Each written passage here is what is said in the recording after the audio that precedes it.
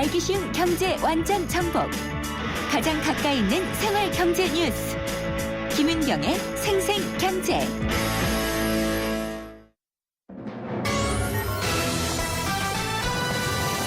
경제 뉴스의 진실과 오류. 생생경제가 떴다. 오늘의 생생 인터뷰는 오늘 두 번째 인터뷰는요. 향후 세계 경제를 이끌어갈 포스트 브릭스 어느 나라가 될까 알아보겠습니다. 생생경제 3부 시작합니다. 벌써 이제 포스트 브릭스라는 얘기가 예전부터 좀 많이 나오긴 했는데요. 브릭스 하면은 브라질, 러시아, 인도, 중국의 앞자를 따서 만든 거죠. 골드만삭스가 이렇게 제시를 하면서 이 나라에 투자하는 펀드도 상당히 많이 팔았습니다. 근데 2010년 정도부터 이들 나라 경제가 대부분 좀 하락세에 접어들면서 펀드 판매를 지난달에는 중단을 했다고 합니다. 그렇게 된다면 이제 세계 경제를 어느 엔진이 이끌고 갈지 관심이 집중될 수밖에 없는데요. 포스트 브릭스 한번 알아보겠습니다. 현대경제연구원의 한상환 연구총괄 본부장 연결합니다. 안녕하십니까? 네, 안녕하세요. 네. 이 골드만삭스의 짐 오닐인가요? 이 브릭스라는 말을 만들었던 사람이요. 네. 그래서 엄청 투자도 유치하고 우리도 많이 투자를 했었는데 이 브릭스 펀드를 골드만삭스에서 중단을 했더라고요. 상징적인 의미가 있겠죠? 네, 상징적인 의미라고 하면은 이 나라들이 이제 그때 짐 오닐이 이 말을 만들 때 네. 이 나라들의 이제 실질 국내 총생산 그 성장률이 G7을 웃돌고 이게 네. 굉장히 큰 경제가 될 거다 해서 만들었던 건데요. 문제는 이 나라들이 이제 그러니까 브라질하고 러시아는 자원 국가로서 성장을 했는데 유가 하락하면서 좀 힘들어졌고, 그렇죠. 중국 성장률이 많이 떨어지고 있는 상태고 그래서 이제 그 세계 경제를 이끄는 엔진으로서의 의미는 좀 잃어가고 있는 거 아니냐 이렇게 봐야 될 것 같습니다. 네. 펀드 판매를 중단한다는 것 자체가 일단 그 고성장세에 대한 자신감은 확실히 좀 접었다라고 볼 수가 있는 것 같고요. 네.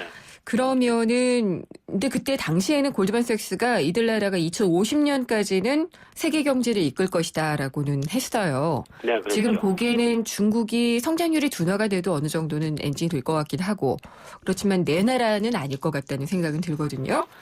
그러면은 향후에는 어떤 나라들이 이 고성장세를 띠면서 세계 경제를 좀 주도할 수가 있을까요? 지금 세계 경제를 주도한다 하는 데를 찾기는 게 쉽지 않을 겁니다. 네. 왜냐하면 지금 중국이 경제 규모가 지금 이제 그 세계 2위까지 올라왔잖아요. 그렇죠. 이제 유럽 있고 미국 있고 일본 있고 이렇게 이제 크게 4개가 세계 주요 엔진인데 예. 다른 나라들은 경제가 성장을 해도 이 나라들 정도 규모로 올라오긴 아직 멀었거든요. 네. 경제 규모가 작죠. 예. 그렇죠. 그래서 어떤 나라들이 앞으로 이제 고성장을 한다고 해서 그 나라가 세계 경제를 이끌고 간다고 얘기하기에는 사실은 조금 좀 무리가 네네. 있고요. 그렇겠네요. 네, 그걸 지역으로 놓고 봐야 될 것 예. 같아요. 이게 기존에 만든 것들이 보면 브릭스니 뭐니 이런 여러 가지 나라 이름 앞 글자를 따서 만든 나라들이 많았잖아요. 그렇죠. 근데 이제 그렇게 보는 건 별로 의미가 없는 것 같고요. 최근에는 좀 아세안 국가들, 그중에 네. 이제 얘기 나오는 게 베트남, 인도네시아 이런 얘기들이 나오는데, 아세안 국가들의 성장세가 그래도 여전히 가장 좋은 거 아니냐. 그렇게 되면 이쪽이 그나마 세계 경제에서 고성장을 하는 지역이 아니겠는가 이렇게 볼 수 있을 것 같습니다. 베트남, 인도네시아, 필리핀 또 묶어서요. VIP라고 이야기를 하고 있습니다. 네, 저희가 예. 이름을 냈죠.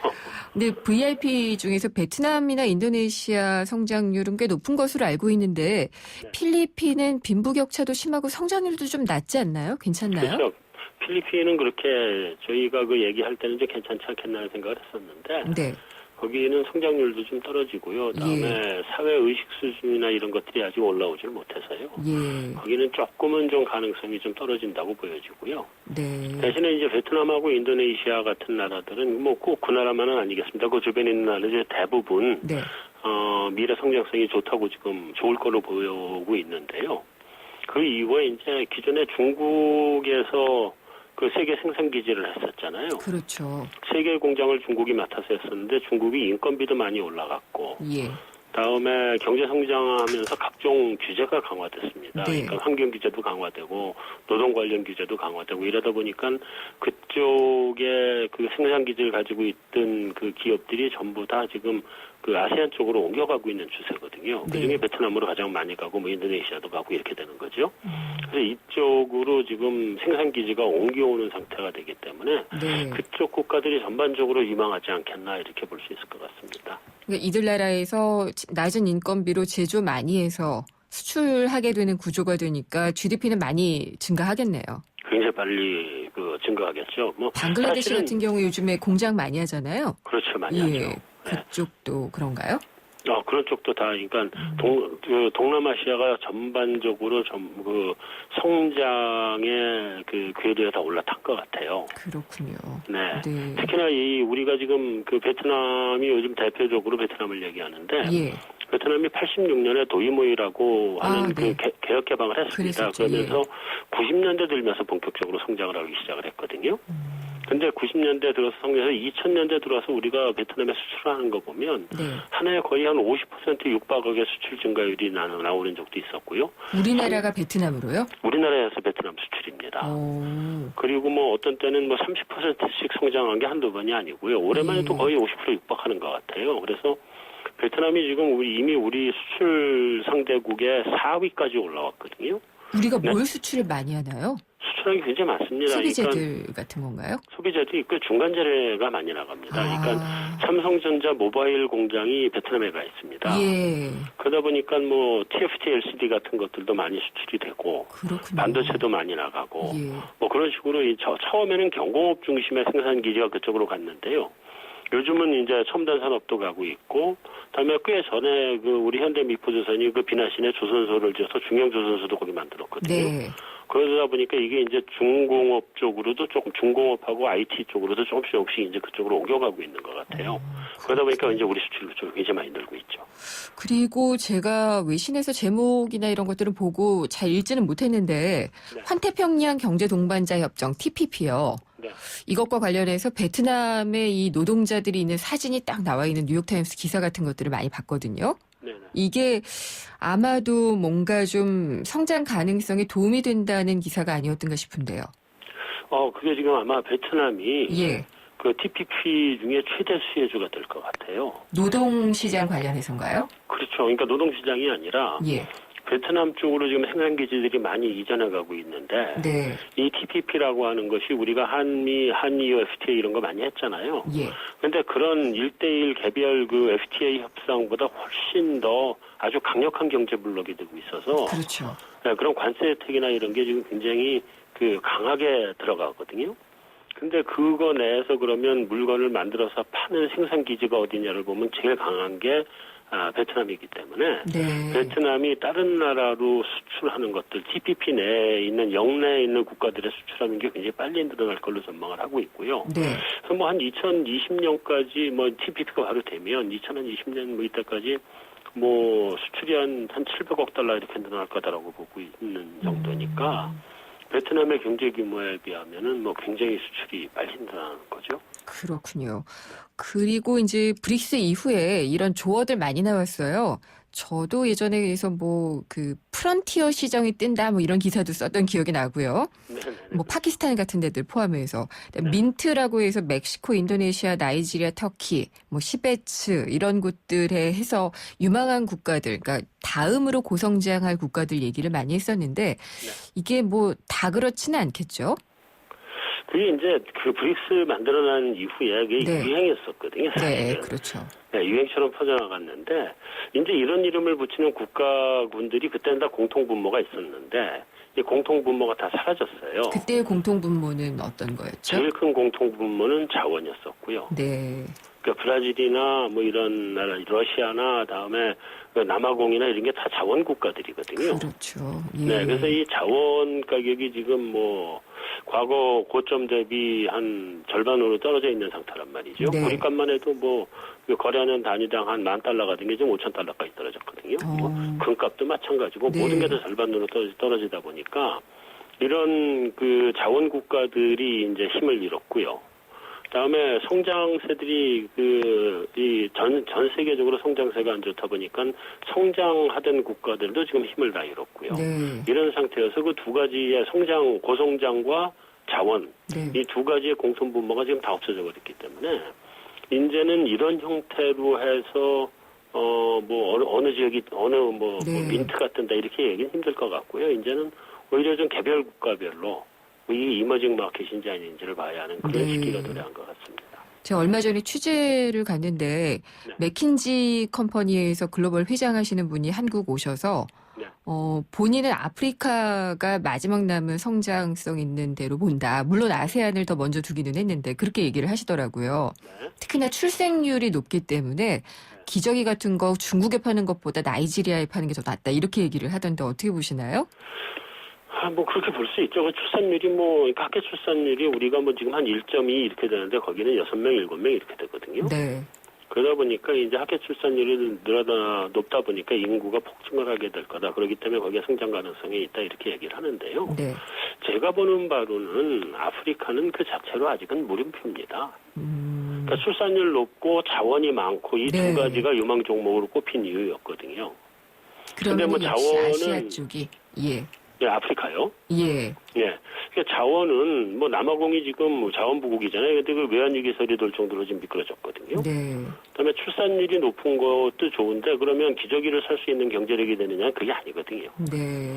이 또 더 큰 문제는요. 아프리카는 두 가지 가장 근본적인 문제가 있습니다. 그러니까 어떤 정정 거죠? 불안의 문제가 하나 있고요. 예. 그다음에 사회적인 의식 수준의 문제가 있습니다. 이 두 가지가 따라 올라오지 않으면 네. 힘이 없는 지역이거든요. 그래서 지금 알겠습니다. 새마을 운동을 배운다 한다고 열심히 예. 성장하려고 움직임을 보이고는 있는데요. 네. 여기는 아직은 좀 물음표를 좀 붙여놓고 좀 더 추이를 지켜보는 게 좋겠다는 생각입니다. 알겠습니다. 오늘 말씀 잘 들었습니다. 감사합니다. 현대경제연구원의 한상환 연구총괄 본부장이었습니다. 불에 타 허물어진 낡은 벽. 그 벽을 파고드는 찬바람에 다은이의 두 볼은 언제나 파랗게 물들어 있었습니다. 그런 다은이의 두 볼을 녹여준 건 좋은 이웃들의 따스한 손길이었죠. 당장이라도 무너질 듯 위태롭던 집이 튼튼한 새 집이 되었습니다. 다시 만난 다은이의 볼은 행복한 웃음으로 붉게 물들었네요. 우리 아이들의 행복한 변화, 누가 만들까요?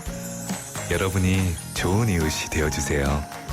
후원문의 1599-0300 굿네이버스. 비가 옵니다.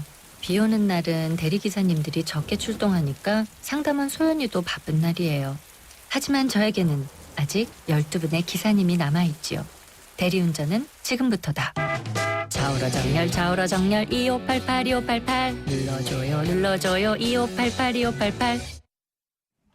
네, 잠시 후 생생경제 4부에서는 경제주치 그리고 글로벌 경제 이슈 시간이 있습니다. 광고 듣고 돌아오겠습니다.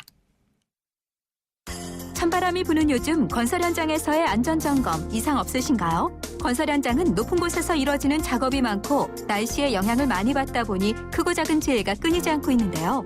특히 최근에는 외국인과 고령의 근로자들이 건설 현장에 많이 유입되면서 그 우려가 더 커지고 있습니다. 건설재해 예방을 위해서는 첫째, 근로자는 안전보호구를 꼭 착용하고 작업장 내 안전수칙을 준수해야 합니다. 둘째, 사업주는 규정에 맞게 안전시설을 설치하고 정기적으로 안전교육을 실시해야 합니다. YTN 라디오 스스로 산재예방 캠페인은 고용노동부와 안전보건공단이 함께합니다. 어려운 경제학은 가라. 귀에 쏙쏙 들어오는 김인경의 생생경제.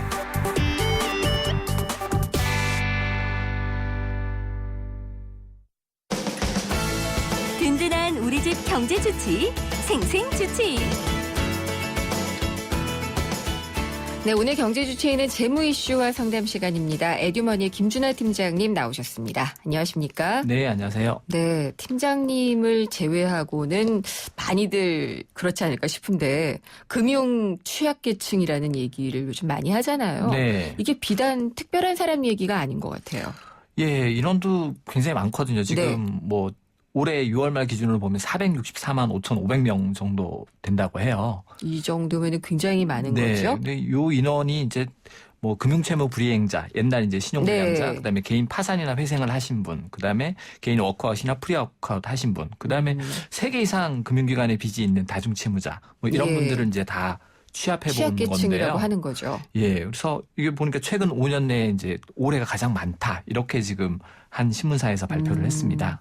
그렇군요. 근데 금융 취약계층이 늘어나게 되면은 당연히 이제 화랑을 보이는 시장은 채권 추심 시장일 것 같다는 생각은 들고요. 네. 근데 은행들은 또 자신들의 부실로 이어질 수 있기 때문에 걱정이고 그럴 것 같아요. 네, 일단 뭐 추심 시장이 이제 굉장히 이제 많이 늘어나게 되는데 이제 상대적으로 또 경기가 안 좋기 때문에 이 상환 능력이 좀 부족하신 분들이잖아요, 이분들이. 네네. 그러다 보니까 이제 추심에 대한 피해가 계속 늘어날 가능성도 있습니다, 사실. 그러니까 이게 법의 테두리 안에서 하는 게 아니라 불법 채권 추심이 되는 경우가 문제가 되는 거죠. 그 대부분이 이제 그 채권 추심이라는 게 이제 네. 법 테두리 내에서 하더라도 채무자 입장에서는 압박을 굉장한 받기 압박을 마련인데 받게 되겠죠. 뭐 법률적인 것을 살짝 벗어나는 뭐 이게 이제 뭐 법률 위반이 아니더라도 네. 이제 채무자 입장에서 상당히 고통스러운 거죠. 그렇죠. 그리고 그런 것도 봤어요. 이게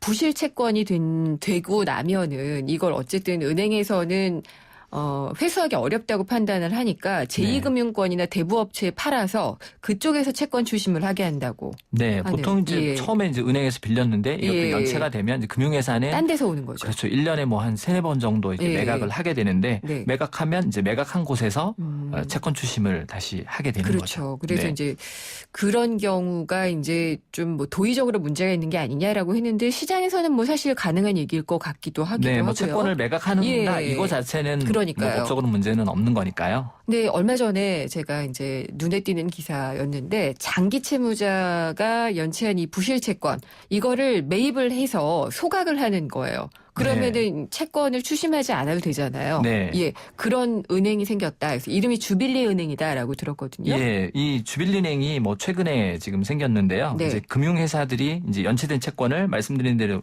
1년에 한 3-4차례 네. 매각을 합니다. 그래서 이런 채권을 이제 주빌리은행에서 구입을 해서 네. 이 채무자분들의 형편에 따라서 뭐 전액 탕감을 해주기도 하고 또 일부 상환할 수 있는 능력이 있다면 이제 일부 상환하게 하는 이제 네. 그런 일을 하는 비영리 단체입니다. 그렇게 되면은 모럴 해저드 문제도 좀 많이 얘기가 덜해질 수 있을 것 같아요. 다 소각해서 갚지 않게 한다면은 다 일로 가려고 할 테니까요.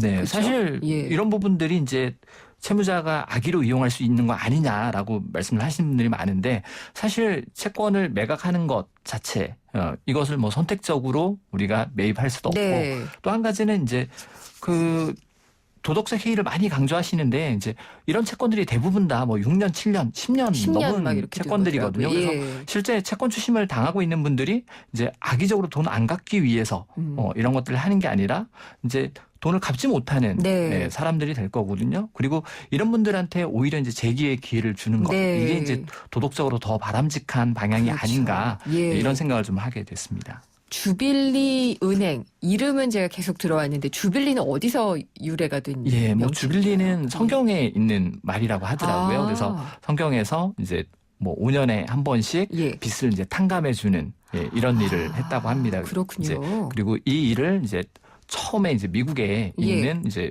그 단체에서 롤링 주빌리 프로젝트라고 해서 네. 부실 채권을 사서 이런 부실 채권 시장의 부조리 이런 예. 것들을 고발하는 프로젝트를 했는데 한국에서도 이제 이런 아이디어의 영감을 얻어서 그렇군요. 이제 채권을 예. 매입하는 사업을 하기 시작한 거죠. 그러면 주빌리 은행의 수익 구조는 어떻게 되는 거예요? 비즈니스 모델은? 일단은 뭐 수입이 나지 않고 망하는 예. 게 이제 목표라고 하시더라고요. 아, 그래서 네네. 채권을 매입을 할 때는 이제 시민들의 후원금을 네. 받아서 채권을 매입하고 또 일부 이제 오래된 채권들은 기부를 받고 또 채무자분들이 그 사이에 상환 능력이 돼서 네. 일부 상환할 수 있다라고 하면 예를 들어서 이제 주빌리 은행이 매입하는 채권들이 평균 이제 원금 기준으로 해서 대략 한 5% 정도의 매입을 한답니다. 네. 그러면 이제 상환할 수 있는 채무자분들은 대략 한 7% 정도 이렇게 갚으시면 네네. 5%는 원금이고 나머지 예. 이제 2% 정도의 수입이 나는데 이 이 수입을 가지고 예. 다시 이제 채권을 매입하는데 또 쓰는 거죠. 그렇군요. 네. 그러니까 마이크로 크레딧이라고 해서 이제 이 금융권에서 좀 취약한 분들 네. 한테 이렇게 소액 대출해주는 그런 것도 되게 희망을 주는 거라고 제가 알고 있었는데 네. 이렇게 악성 채권을 사서 뭐 소각하거나 일부 상환하게 하거나 이런 것도 굉장히 좋은 방법인 것 같아요. 네, 사실 이제 마이크로 크레딧 같은 경우는 이제 대출을 예. 해주긴 하는데 이게 이제 필요한 사람에게 전부 돌아가지도 않고요. 또 한 가지는 이제 현재 금융시장 구조상 마이크로 네. 크레딧을 받으신 분들이 그 돈을 가지고 예. 생산적인 일에 쓰시기보다는 오히려 이제 다른 빚을 갚는 우리나라에서는 근데 활성화도 별로 안 돼 있잖아요. 예, 뭐 굉장히 제약적인 데다가 이 예. 받으신 분들이 이미 이제 다른 채무들이 있기 때문에 아. 이 대출을 받는다고 하더라도 또 그 예. 빚을 갚는데 이제 쓰여지게 되다 보니까 네네. 이제 빚이 점점 커지는 그런 문제점을 가지고 있는 경우도 많습니다. 그러면은 그 아까 도덕적 해이 문제를 잠깐 이야기를 하기는 했었는데요. 네. 이 마이크로 크레딧도 이렇게 말하자면은 도덕적 해이가 일어날 수 있는데 네. 주빌리 은행도 그렇게 이용하려는 분이 분명히 있지 않을까요? 예, 일단 뭐 내 빚을 갚아달라. 네. 뭐 이렇게 안 어떻게 갚고 하면 싶다. 이용할 수 있느냐. 뭐 이런. 근데 네. 기본적으로 이제 이 채권들이 대부분 다 장기 채권입니다. 6년에서 10년 이렇게 되는 채권들이고 또 이게 이제 주빌리 은행에서는 이런 채권을 사고 파는 이 시장에서 채권을 구입을 하는데 네.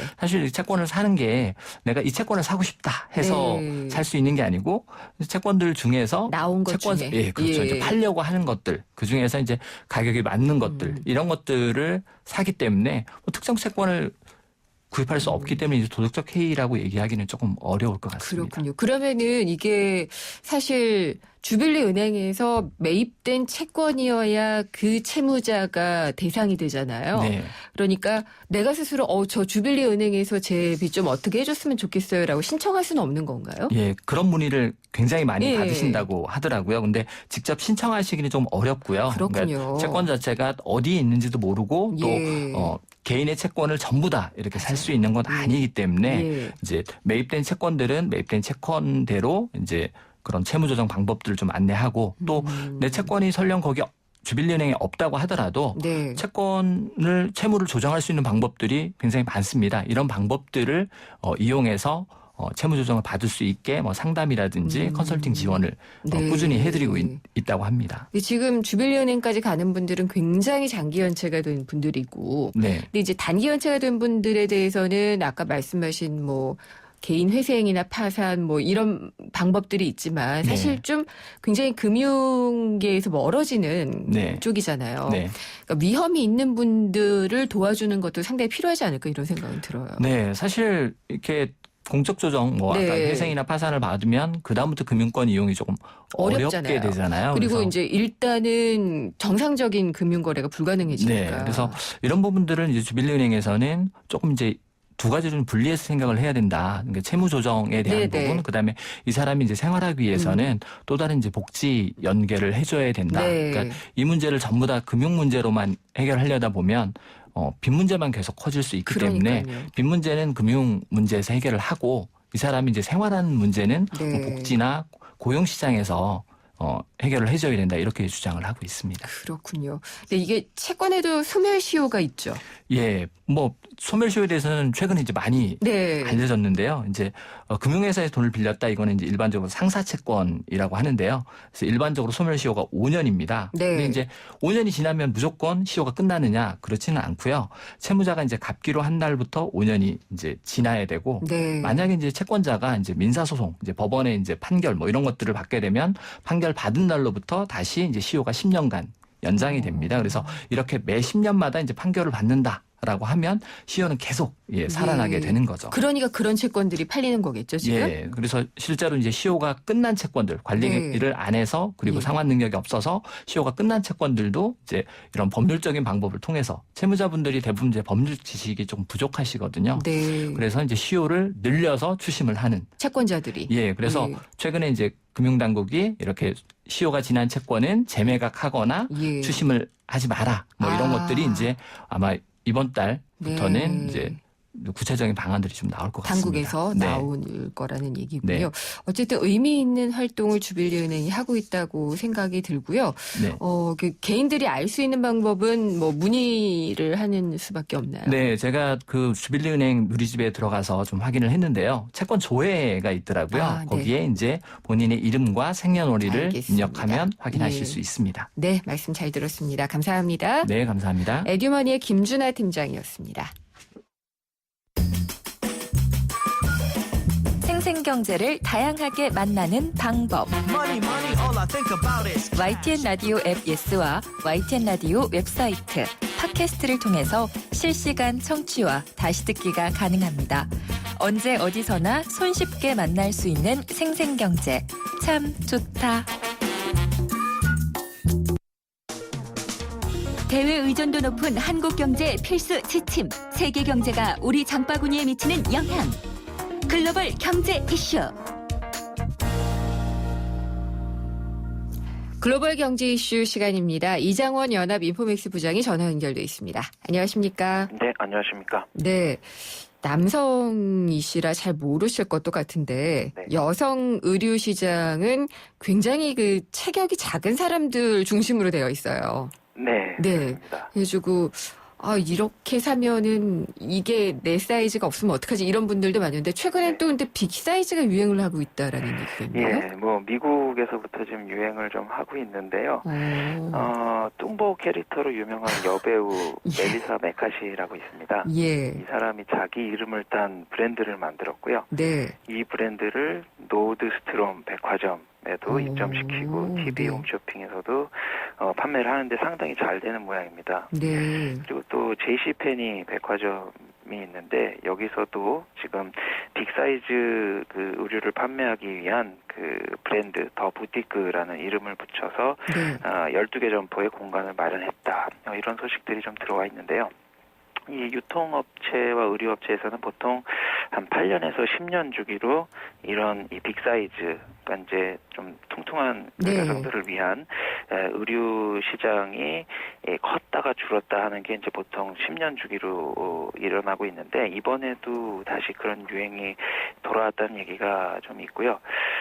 그만큼 이 시장 규모가 된다는 판단했기 때문에 의류업체들이 여기에 뛰어든 거다. 네. 그렇게 볼 수 있고 최근 들어서 이제 몸집이 큰 여성들이 좀 많이 있는데 이 빅사이즈, 큰 사이즈 의류에서는 이 예쁜 옷을 보기가 좀 어렵다는 게 좀 소비자들의 불만이었고 그거는 예, 거꾸로 그런 얘기하면 편이죠. 그만큼 니즈가 있다는 거니까 네.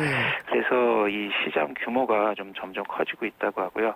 그래서 작년 4월에 빅사이즈 여성 의류 시장 규모가 175억 달러 수준이었는데 이게 그 전해보다 5%가량 증가했다고 합니다. 그래서 이제 시장이 되니까 이제 의류업계가 움직인다 이렇게 볼 수 있고요. 이제 하나 중요한 게 이제 인식의 변화, 예. 각종 미디어나 대중문화에서 이런 그 좀 퉁퉁한 여성들에 대한 그 시각이 좀 변하고 있다는 게 좀 그런 변화 요인일 수 있고요. 최근에 그 슈퍼스타 K 같은 그 개념의 방송이 그러니까 의류업계의 슈퍼스타 K라고 할 수 있죠. 네. 미국에서 방영이 됐는데 여기에서 이제 보통 빅사이즈 의류라고 하면 검은색 위주로 좀 나오는데 여기 나온 디자이너가 화려한 색깔과 무늬가 있는 옷으로 그 의상을 만들어서 주목을 받았다고 하고요. 네. 이런 대중문화의 이 여건들이 빅사이즈 의류의 그 시장을 키우는 그런 요인이 되고 있다고 합니다.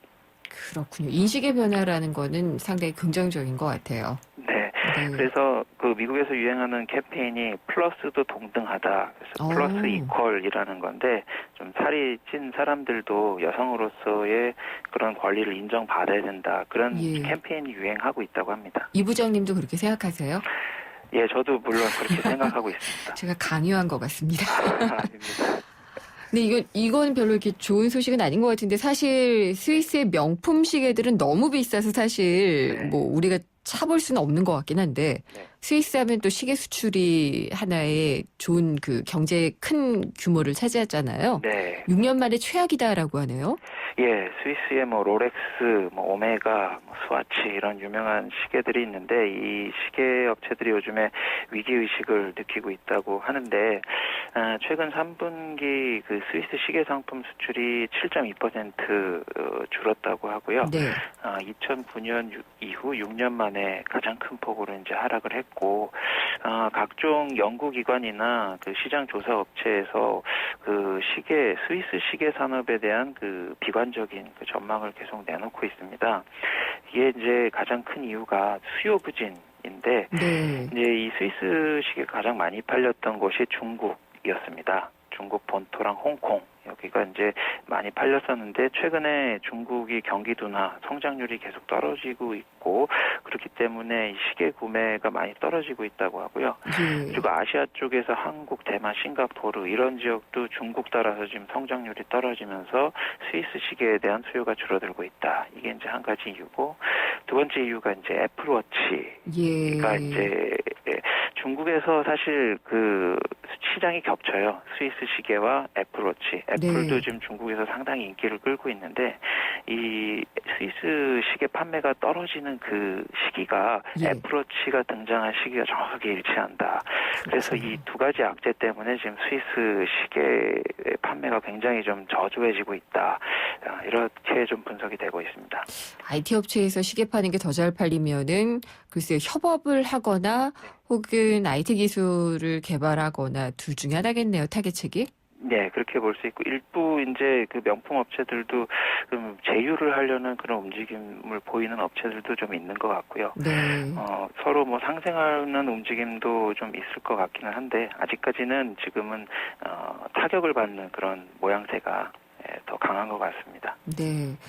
중국에도 이 독신인 분들, 솔로이신 분들을 위한 무슨 날이 있다고 하죠? 네. 광군제라고 네. 하는데 이게 올해 우리나라에서도 그렇고 세계 경제에서도 소비를 굉장히 촉진시킬 수 있는 그 하나의 계기다라는 진단이 나오고 있어요. 예, 이 광군제라는 건 이제 독신을 뜻하는 숫자 1이 4번 겹친다고 해서 11월 11일을 우리는 빼빼로데이라고 네. 하는데 여긴 독신자의 날로 딱 정해서 이게 최대 쇼핑 시즌으로 이제 발전했다고 하는데 알리바바, 마윈의 알리바바가 맨 처음 할인 행사를 한 것으로 좀 유명하고요. 그래서 사실 이게 조어가 된 거죠? 네, 그렇습니다. 네. 그래서 그 이후에 이제 이 광군제에는 항상 그 중국판 블랙 프라이데이다. 우리나라도 뭐 블랙 프라이데이 행사를 좀 했습니다만 미국의 추수감사절에 이 블랙 프라이데이, 그다음에 중국의 블랙 프라이데이 광군제 이게 이제 굉장히 큰 규모의 쇼핑 행사로 좀 자리를 잡고 있고요. 사실 11월은 중국에서 좀 소비가 좀 부진한 달로 알려져 있습니다. 네. 원래 이제 10월에는 국경절 황금 연휴가 있어서 소비가 잘 된다고 하고 12월 크리스마스가 있어서 쇼핑이 많이 되는데 11월에는 그런 게 없다 보니까 좀 지갑을 열지 않았었는데 11월에 이 광군제 행사가 좀 시작이 되면서 또 다른 이제 쇼핑의 어떤 메카 그런 게 이제 된 거고요. 네. 그래서 이제 중국뿐만 아니라 세계 다른 나라도 관심이 많은 게 중국이 이제 생산 대국에서 소비 대국으로 좀 변모를 하고 있고 중국 GDP에서 소비가 차지하는 비중이 50% 이상이 되기 때문에 이 광군제에 기업들이 얼마나 자기 물건을 잘 파느냐 이게 어떤 기업 실적 회복의 관건이 되고 있고요. 올해 알리바바가 광군제를 앞두고 5,000개의 글로벌 브랜드를 이 타오바오몰에 네. 입점을 좀 시켜가지고 좀 경쟁도 시키고 좀 흥행을 좀 노리고 있다고 하는데 여기서 얼마나 많이 팔릴지에 따라서 글로벌 기업들 실적도 뭐 웃고 우는 상황이 계속 될 것 같고요. 여기서 중요한 게 이제 마윈 회장이 한 말이 네. 중국 중산층 인구가 지금 3억 명 정도 되는데 10년이나 15년 후에는 이 숫자가 5억 명가량으로 늘어날 거다. 네. 그래서 앞으로 이 중국 중산층의 소비 파워가 그 중국 경제뿐만 아니라 세계 경제의 견인차 역할을 할 거다. 그렇게 이제 얘기를 했으니까 앞으로 우리도 뭐 마찬가지겠지만 이 중국 광군제 이 행사에서 얼마나 많이 팔리는지 이게 뉴스에도 많이 나올 것 같고 저는 소비자들의 그 관심을 많이 끌 것 같습니다. 그 중국 쇼핑몰 들어가서 사도 좋지만 우리나라 쇼핑몰에 직구하러 많이들 왔으면 좋겠는데요. 예, 근데 이제 사실 그게 좀 어려운 게 예. 중국이라는 나라의 특성상 네. 그 자기들이 만든 그 플랫폼에 항상 이런 거를 좀 많이 한다고 하고요. 그렇군요. 예, 그런 부분이 좀 우리나라가 좀 진입하기 어려운 진입 네. 장벽이 좀 있다고 알겠습니다. 봅니다. 오늘 말씀 여기까지 듣겠습니다. 감사합니다. 예, 감사합니다. 연합인포맥스의 이장원 부장이었습니다.